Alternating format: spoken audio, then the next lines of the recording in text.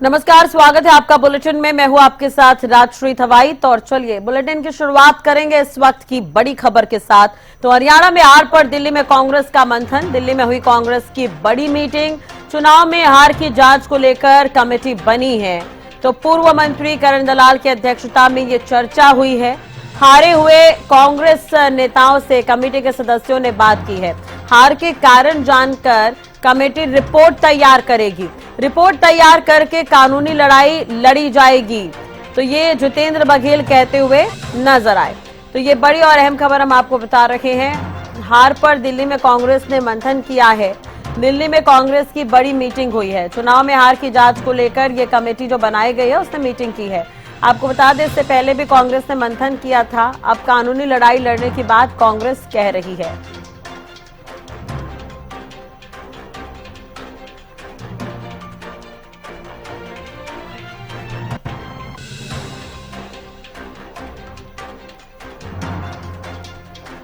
चलिए इसी खबर पर ज्यादा जानकारी के लिए बात करेंगे। दिल्ली से संवाददाता अपराजिता श्री हमारे साथ जुड़ गई हैं लाइव। अपराजिता, लगातार कांग्रेस हार पर मंथन कर रही है। एक तरह से देखा जाए तो कांग्रेस को जितना कॉन्फिडेंस था उसके उलट ही परिणाम देखने को मिले थे। चुनाव में कांग्रेस की हार हुई और बीजेपी बहुमत के साथ अभी सत्ता में है। सरकार बीजेपी की है। अब कांग्रेस इस पर मंथन कर रही है कि आखिर क्यों हारी पार्टी चुनाव में। तो आज हारे हुए प्रत्याशियों से बातचीत की गई है और भी क्या कुछ खास रहा आज कांग्रेस के इस मंथन में? बिल्कुल, देखिए आज जो कमेटी का गठन किया गया है जिसके अध्यक्ष हैं करण दलाल, पूर्व मंत्री हैं, उनकी अध्यक्षता में दूसरे दिन की बैठक हुई, यानी दो बैठक हुई थी। 2-3 दिन पहले पहली बैठक हुई थी, जिसके बाद आज दूसरी बैठक हुई है। इस बैठक में मूलतः अगर बात की जाए तो सभी जो उम्मीदवार थे, जो जीत चुके हैं, जो हार गए, उन सभी को बुलाया गया था इस बैठक के लिए। यानी इस बैठक की अगर बात की जाए तो लगभग जो उम्मीदवार थे वो पहुंचे थे करीब 30-35 के आसपास। जो उम्मीदवार थे वो इस बैठक के लिए पहुंचे। उन सभी से पूछा गया है, जानकारी ली गई है कि आखिर क्या कारण रहे हैं जिसके वजह से हार का उनको सामना करना पड़ा। तो ये सभी चीजों को लेकर के उनसे चर्चाएं की गई है। क्या इलेक्शन कमीशन के कामकाज को लेकर के जो कारण रहे हैं हार का उनका, या फिर ईवीएम को लेकर के जिस तरीके से जो वरिष्ठ नेता है कांग्रेस के चौधरी बीरेन्द्र सिंह, हालांकि उनके बेटे को भी हार का सामना करना पड़ा, तो उनके द्वारा कहा गया है कि अब इस बैठक में डिस्कशन से तमाम चीजों को लेकर के किया गया है कि क्या वोटर्स ने हराया है या फिर जो मशीन है उसने हराया है। तो इन सभी चीजों को लेकर के इस बैठक में डिस्कशंस हुए हैं। बहरहाल अगर हम करण दलाल की बात करते हैं तो जिस तरीके से उनके द्वारा भी कई चीजें कही गई है कि क्या चीजें रह गई है, बड़े खुलासे हुए हैं, तो ये तमाम चीजें इस बैठक में डिस्कशन किए गए हैं। कोशिश की जा रही है कि जल्द से जल्द रिपोर्ट कार्ड तैयार करने के बाद हाईकमान को भेज दिया जाए। यानी मूलतः 3 चीजों पर इस बैठक में डिस्कशंस किए गए हैं कि आखिर क्या कारण रह गए हैं। क्या इलेक्शन कमीशन की तरफ से कोई कोताही बरती गई है, या फिर ईवीएम के में कुछ धांधलीबाजी हुई है, या फिर किसी अधिकारियों का दुरुपयोग किया गया। इन तीनों चीजों को लेकर के हारे हुए उम्मीदवार से डिस्कशंस किए गए हैं। कुछ वरिष्ठ नेता भी यहाँ पर पहुंचे हुए थे, उनसे भी पूछा गया है। चाहे रावदान सिंह की हम बात कर लेते हैं, उन्होंने भी विधानसभा चुनाव हार का सामना करना पड़ा। तो तमाम चीजें डिस्कस की गई है, जिसके बाद कोशिश की जा रही है कि जल्द से जल्द रिपोर्ट कार्ड तैयार किया जाएगा। हालांकि देखिए, बड़े खुलासे का भी दावा यहाँ पर किया जा रहा है। हालांकि जो सह प्रभारी जिन्हें बनाया गया जितेंद्र बघेल, उनके द्वारा कहा गया है कि लीगल एक्शन लेता हुआ जल्द से जल्द कांग्रेस नजर आने वाला है। हालांकि देखिए, आखिरी फैसला हाईकमान का रहने वाला है, तो थोड़ा इंतजार है। उम्मीद की जा रही है जिस तरीके से बैठक के बाद जो बयानबाजी सामने आ रही है, जिस तरीके से द्वारा कहा जा रहा है, चाहे अध्यक्ष के द्वारा कहा जाए, जो कमेटी के अध्यक्ष या फिर सह प्रभारी के द्वारा जिस तरीके से कहा जा रहा है कि बड़े खुलासे हुए हैं, जल्द से जल्द जो लीगल मूव करता हुआ नजर आ सकता है, तो बिल्कुल इस तरह की चीजें होती हुई नजर आ सकती है आने वाले दिनों में। तो हालांकि देखिए, जो भी चीजें निकलकर सामने आती है, उन सभी चीजों को जो लीगल एडवाइजरी होगी उन्हें पेश किया जाएगा कि क्या लीगल एक्शन लेता हुआ कांग्रेस मूव करेगा। इन सभी चीजों को लेकर भी डिस्कशंस होंगे, जिसके बाद जल्द से जल्द मूव करता हुआ कांग्रेस नजर आ सकता है। ठीक है अपराजिता, हम जब चुनाव के परिणाम सामने आए थे उसके बाद से ही कांग्रेस की जिस तरह की एक्टिविटी रही उस पर भी बात कर लेते हैं, क्योंकि बेहद जरूरी है।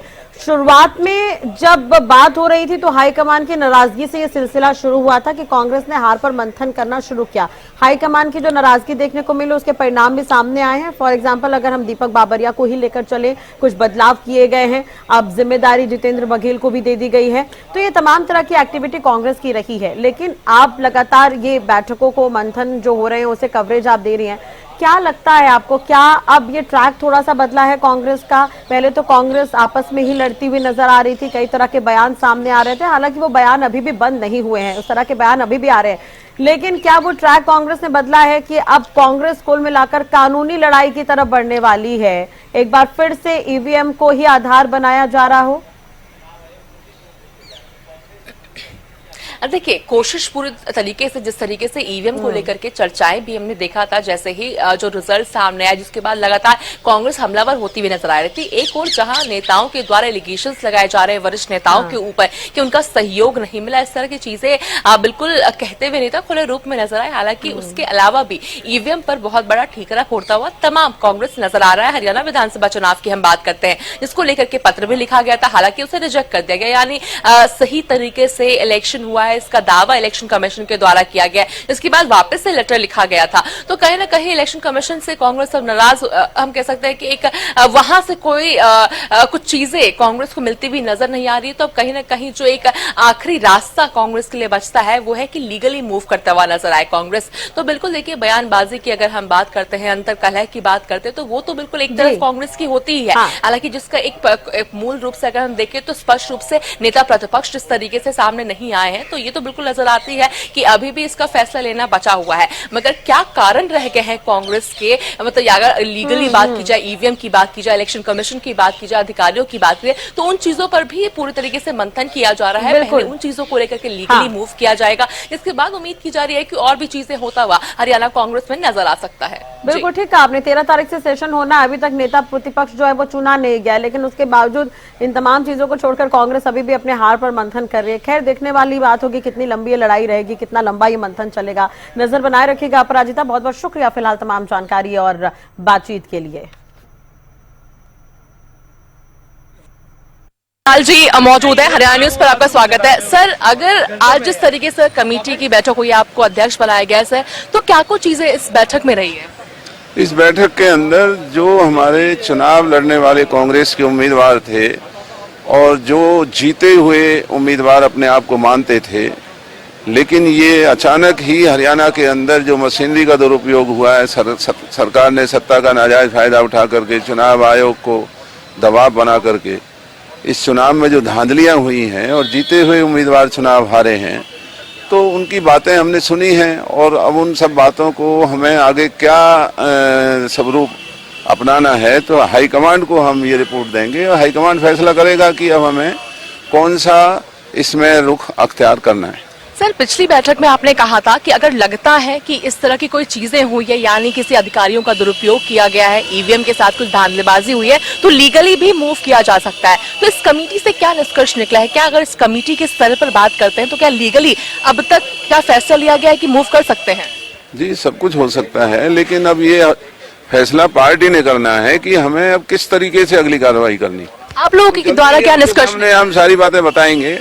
पहले आज की जो रिपोर्ट है वो हम एआईसीसी को सौंपेंगे और वो फिर फैसला करेंगे कि इन शिकायतों के आधार पर जो ये हरियाणा में कांग्रेस का चुनाव खराब हुआ है, उसके लिए क्या कौन सा कानूनी अख्तियार हमें अपनाना है, इसका फैसला पार्टी करेगी। सदस्यों की अगर बात करते हैं तो उसके अलावा कितने यहाँ पर उम्मीदवार पहुंचे हुए थे बैठक के लिए? आज यहाँ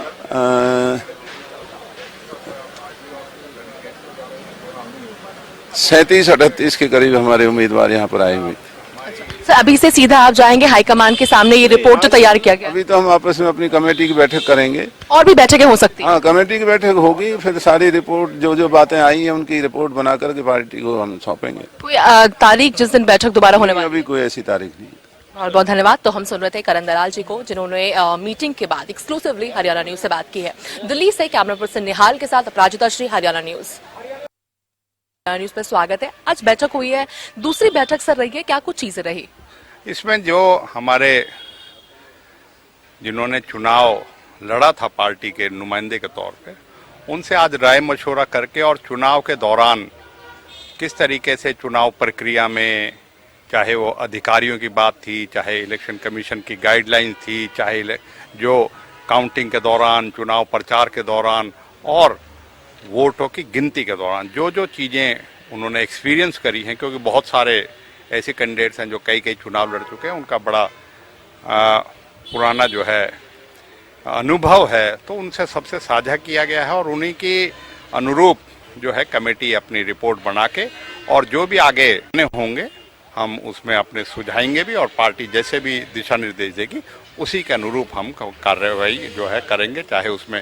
कानून की बात है, चाहे मंथन करके जो पार्टी हमें दिशा निर्देश देगी हम उसको आगे बढ़ाने का काम करेंगे। तमाम चीजें जो इस बैठक में डिस्कस की गई, यानी पहले और दूसरे बैठक में जो तमाम रिपोर्ट तैयार की गए उसके आधार पर अभी उसे हाईकमान को पेश किया जाएगा या और भी बैठकें होनी है? अब बहुत जल्दी, क्योंकि बहुत जल्दी हम कर रहे हैं। आप देख सकते हो 4 दिन के अंदर ये कैंडिडेट को बुलाने का फैसला किया था। हम जल्दी से जल्दी जो है अपनी रिपोर्ट भी देंगे और आगे चल के जो गुटबाजी की भी अगर बात कर लेते हैं, क्योंकि देखिए वरिष्ठ नेता हैं आप, नेता प्रतिपक्ष को लेकर अभी भी सवाल उठ रहा है आखिर कौन होने वाला है नेता प्रतिपक्ष? वो पार्टी बहुत जल्दी आपके सामने कर देगी। अब किसी चीज के लिए इस जो कमेटी का मैंडेट है वो ये है कि चुनाव के दौरान किस तरीके से कैंडिडेटों के साथ, चाहे वो इलेक्शन कमीशन के लिए, चाहे चुनाव प्रक्रिया के दौरान और किस तरीके से जो अनियमितताएं हुई हैं जो उन्होंने एक्सपीरियंस करा है उसका है, तो उसको गैदर करके हम उसकी रिपोर्ट बना के आगे पार्टी लीडरशिप को प्रेषित करेंगे। बहुत बहुत धन्यवाद। तो हम सुन रहे थे आफ्ताब अहमद जी हैं, कमेटी में सदस्य हैं,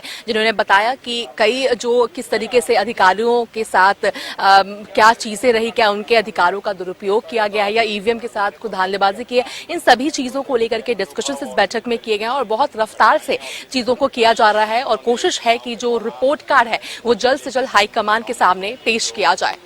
दिल्ली से कैमरा पर्सन निहाल के साथ अपराजिता श्री, हरियाणा न्यूज। हमारे साथ कांग्रेस के हरियाणा के वरिष्ठ नेता और पूर्व मंत्री चौधरी बीरेन्द्र सिंह मौजूद हैं। सर, हरियाणा न्यूज पर आपका स्वागत है।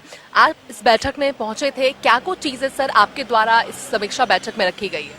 देखिए, ये मीटिंग जो थी इसका मुख्य उद्देश्य था कि जो चुनाव में कांग्रेस के प्रत्याशी चुनाव जीत नहीं सके, वो अगर समझते हैं कि कहीं ना कहीं उनकी आशाओं के और उनके अनुमान के विरुद्ध चुनाव परिणाम आए हैं और उसकी वजह मतदाता नहीं बल्कि मतदाता जिसमें वोट डालता है ईवीएम है, बैलेट पेपर हैं, पोस्टल बैलेट पेपर और नई तकनीक जिसमें कई चीज़ें इंट्रोड्यूस हुई हैं पिछले साल 2 साल में। ये सारी चीज़ें ऐसी हैं जिसके बारे में उनको शंका है और उस शंका के परिणाम स्वरूप उनको लगता है कि हम चुनाव हार गए वरना हम जीतते। तो उनको ये कहा गया कि आप वैसे तो रिपोर्ट अभी पार्टी को करेंगे ये, लेकिन उनको ये ज़रूर कहा गया कि आप अगर इस बात को न्याय उचित समझते हो कि आपके साथ इस किस्म से आशाओं के विपरीत जो बात आई हैं उनमें कहीं ना कहीं टेक्नोलॉजी और ईवीएम ही जिम्मेदार हैं, तो वो इलेक्शन पिटीशन में जाएंगे। सर, आपके द्वारा क्या बातें इस बैठक में रखी गई है? मेरे द्वारा भी इसी में रखी गई चीजें हैं कुछ जो मैंने आपको बताई। बाकी आम साधारण यही बात उठी कि किसके साथ कैसे क्या हुआ,